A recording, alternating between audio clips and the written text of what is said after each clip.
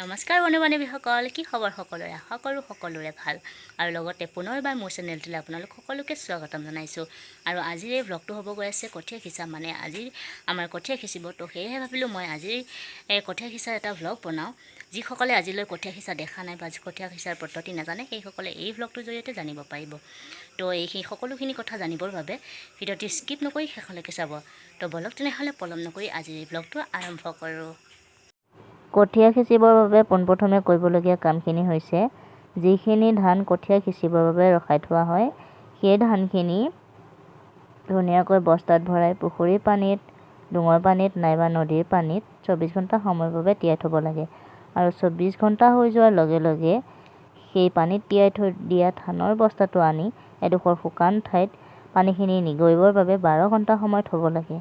আৰু 12 ঘণ্টা হৈ যোৱাৰ লগে লগে সেই বস্তা ধানখিনি আনি এডোখৰ শুকান ঠাইত ধুনীয়াকৈ উলিয়াই বস্তাৰ পৰা উলিয়াই সেইখিনি মাটিত বহলকৈ মেলি তাৰ ওপৰত কচুপাত আৰু তাৰ ওপৰত মৰাপাটৰ বস্তাৰে দি 12 ঘণ্টা সময়ৰ বাবে ঢাকি থ'ব লাগে। আৰু 12 ঘণ্টা হৈ যোৱাৰ লগে লগে আপোনালোকে দেখিব ইয়াত গজালি ওলাইছে, আৰু গজালি ওলোৱাৰ লগে লগে গম পাব সেইখিনি কঠীয়া সিঁচিবৰ বাবে প্ৰস্তুত। আৰু চাওকচোন ধানখিনি কিমান ধুনীয়াকৈ গজালি ওলাইছে, দেখিয়েই ভাল লাগিছে নহয়নে বাৰু?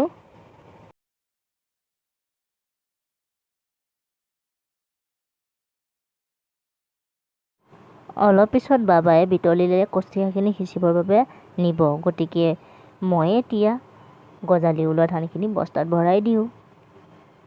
ধানখিনি বস্তাত ভৰাই বাবাক অকণমান সহায় কৰি দিওঁ।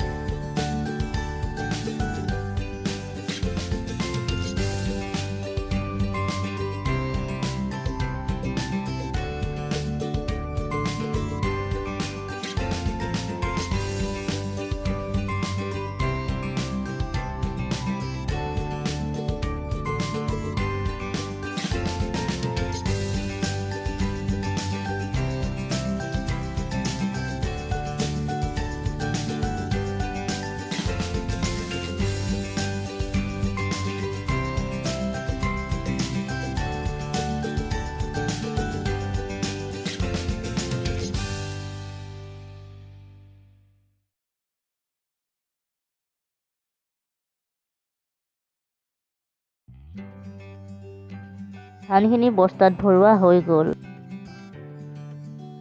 চাইকেলখনৰ গোটেই সামগ্ৰীয়ে নধৰা হ'ল দেখোন। বহুদিনৰ মই ৰেল দেখিলোঁ হে। মই এতিয়া কঠীয়া পেলাব ওলোৱা ঠাইডোখৰলৈ আহি পালোঁ। ঠাইডোখৰ হৈছে এইডোখৰ। আমাৰ কঠীয়া এইবাৰ ইয়াতে পেলাব। তো চাই থাকিব। এতিয়া 8:07 হৈছে আৰু দেখিছেনে বেলিটো কিমান খাওঁকৈ আহিছে, চকুৱে মেলিব নোৱাৰি। আৰু সৌৱা আছে ওচৰতে আমাৰ বৰাহু ষ্টেচনখন। কেতিয়াবা ভালকৈ দেখুৱাই দিম আপোনালোকক, আজি দূৰৰ পৰাই দেখুৱাইছোঁ। ইয়াত কঠীয়া বস্তাত ভৰাই থৈ দিয়া আছে। এইখিনি মামাহঁতৰ আৰু এইখিনি আমাৰ।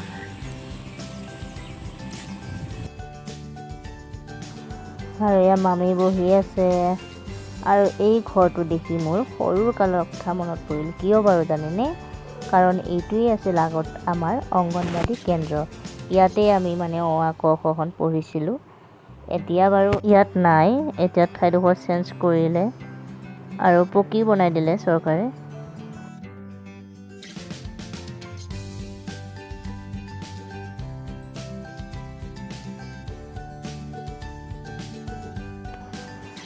আৰু এই গছত লাগি আছে জিকা।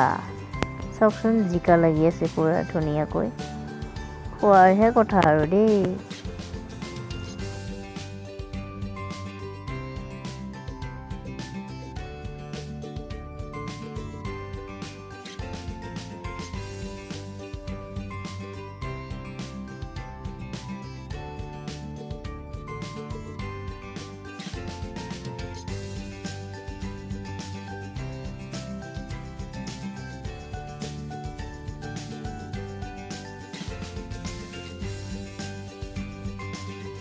আৰু এতিয়া মামাই বাই আছে হাল। আজিকালি চবতে ট্ৰেক্টৰে আৰু গৰুৰ হাল দেখা পোৱা নাযায়। আগতে কিন্তু বিৰাটে ভাল লাগিছিলে। খেতি পথাৰৰ দিন হ'লে ৰাতিপুৱা 3 বজাত উঠিয়েই মানুহে গৰুৰে হাল বাইছিল। এতিয়া সেইবোৰ দিন দেখা নাপাওঁ আৰু সেইবোৰ দিন গ'ল। এতিয়া যান্ত্ৰিক যুগ, চব কাম সহজে কৰিব পাৰে। এক প্ৰকাৰে ভালো হৈছে আৰু এক প্ৰকাৰে বেয়াও হৈছে। আগতে 1 চাহ হাল বাই থৈছিলে আৰু আজি 2 চাহ হাল বাব। 3 চাহ হ'লে বেছি ভাল হয়, মাটিখিনি মানে ধুনীয়া হয় আৰু কঠীয়া সিঁচিবৰ বাবে।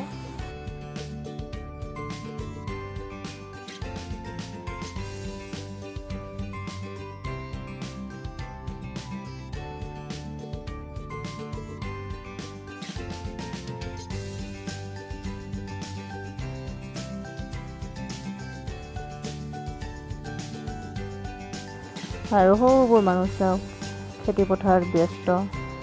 আৰু এই ল'ৰাটো দেখিছেনে, সৰু ল'ৰাটো বাবাক ইমানেই ভাল পায়, মানে বাবাই যি কাম কৰিব যায় তাৰ পিছে পিছে ঘূৰি ফুৰে। গাঁৱৰে মামা এজনৰে ল'ৰা হয়। হাল বাই হৈ গ'ল আৰু এতিয়া মামা আৰু বাবাই দিছে মৈ। মৈ কিয় দিয়ে জানেনে? মৈ দিলে মানে মাটিডোখৰ সমান হয় আৰু কঠীয়াখিনিও ভাল হয়। মানে সকলোতে তেতিয়া সমানকৈ পানী থাকে আৰু ক'তো কম বেছি নহয়, তেতিয়া সমানে সকলোখিনি ডাঙৰ হৈ যায়। সেয়ে ডাঙৰ দীঘল হ'বলৈ মানে ভাল হয়, সেইকাৰণে মৈ দিয়া হয়। আৰু আগতে এনেকৈ মৈ দিলে আমি মৈৰ ওপৰত উঠোঁ, কিমান ভাল লাগিছিল সেইবোৰ দিন। কিন্তু এতিয়া সেইবোৰ দিন নাই আৰু বহুত মনত পৰে সেইবোৰ দিন। এতিয়া খুৰাই দি আছে মৈ। বাবা আৰু মামাৰ বোলে ভাগৰ লাগিল, সেয়েহে খুৰাক মৈ দিবলৈ দিলে। আৰু মৈ দিয়া প্ৰায় হৈয়ে গ'ল, দেখিছেনে ইমান ধুনীয়াকৈ সমান হৈছে। এতিয়া কঠীয়া সিঁচাৰহে কথা। এতিয়া বাবাই আমাৰ কঠীয়াখিনি সিঁচিবৰ কাৰণে আৰম্ভ কৰিছে। আৰু আজি যিহেতু মানে প্ৰথম কঠীয়া সিঁচিছে, তাৰ কাৰণে ভগৱানৰ নামত ফুল কেইপাহমান দি মানে কঠীয়া সিঁচা আৰম্ভ কৰিছে। এতিয়া আমাৰ ভাগৰ কঠীয়াখিনি সিঁচিব মামা আৰু বাবাই, তাৰপিছত মামাহঁতৰ ভাগৰ কঠীয়াখিনি সিঁচিব।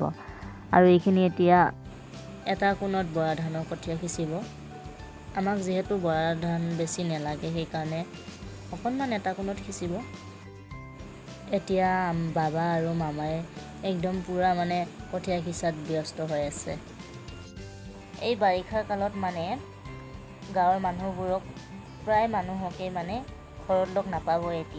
এতিয়া সকলোকে বিচাৰিব লগীয়া হ'লে মানে একদম পথাৰত যাব লাগিব, পথাৰত লগ ধৰিব লাগিব, তেতিয়াহে মানে মানুহবোৰক লগ পাব। নহ'লে সকলো পথাৰতে ব্যস্ত, ঘৰত নাথাকেই আৰু দিনটোৰ কাৰণে।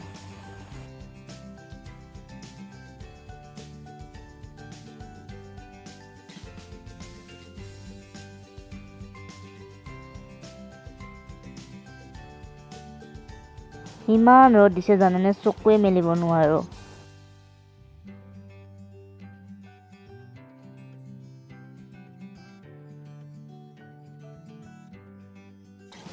কঠীয়া সিঁচা প্ৰায় হৈয়ে গৈছেগৈ আৰু, কিন্তু ক'ৰবাত ঘন ক'ৰবাত পাতল হৈছে। সেইখিনি বাবা আৰু মামাই মিলাই দিব এতিয়া।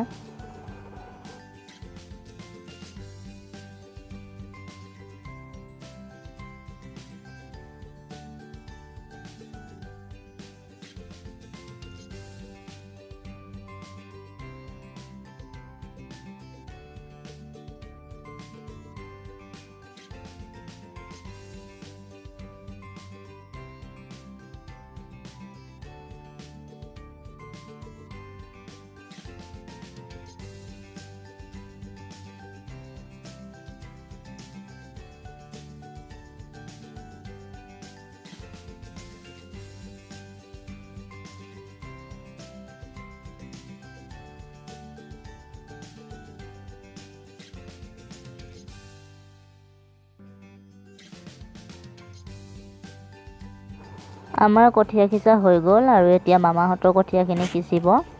আৰু আমাৰ যেনেকৈ প্ৰথমত কঠীয়া সিঁচোতে ভগৱানৰ নামত ফুল দিয়া হৈছিল, ঠিক তেনেদৰে মামাহঁতৰ কঠীয়াখিনি প্ৰথম সিঁচাৰ কাৰণে এতিয়া মানে ফুল দি ভগৱানৰ নামত দিয়া হৈছে আৰু ফুল দি সিঁচা হৈছে আৰু। মানুহে জীৱনটো জীয়াবলৈ খাবলৈ কিমান যে কি কি কৰিবলগীয়া হয় জীৱনটোত, নহয়নে বাৰু?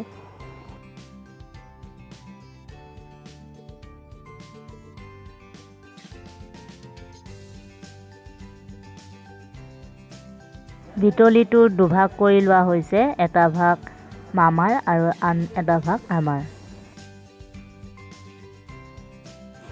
এতিয়া গোটেইখিনি কঠীয়া সিঁচা হৈ গ'ল, দেখিছেনে? এতিয়া ইয়াৰ পৰা ধুনীয়াকৈ কঠীয়া হৈ যাব, তাৰপিছত ভুই ৰুব পাৰিব।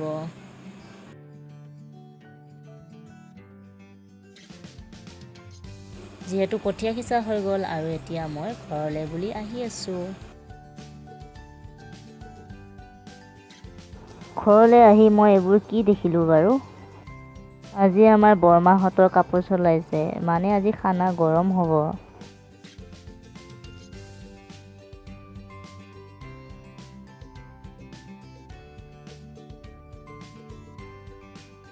আমাৰ লুনি বেটিক চাওকচোন, একদম গোটেইজনী বোকা লুতুৰ পুতুৰ, যেন একেবাৰে ক'ৰবাত হাল বাবলৈহে গৈছিল।